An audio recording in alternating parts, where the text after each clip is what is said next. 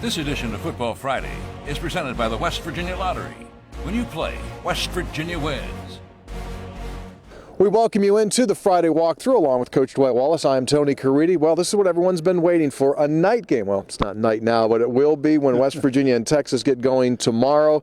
Coach Wallace, how much of a factor can a crowd actually have in the performance of a team?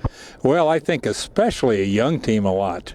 It helps all teams. I don't think there's any question when you've got the crowd behind you. And you know, these young kids, I'll tell you what, they'll get a little excited, I think, when the crowd gets up. And night in Morgantown is special. They've heard it's special. They know it's special.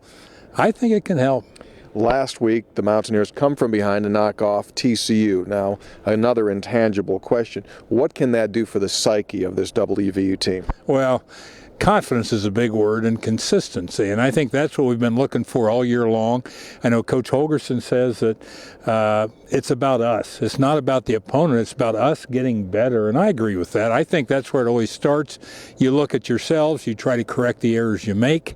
You try to make your strong points stronger, and you hope you play better the next week. So that's all you can do is just keep getting better. So, yeah, I think that TCU win said a lot.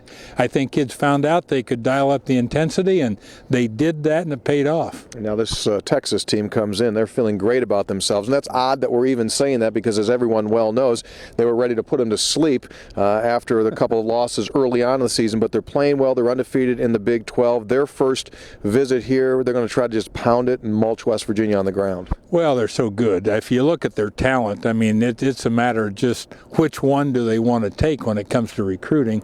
They're one of those teams in the country that can go out and just select their personnel. So they made choices. They've got the best at every position.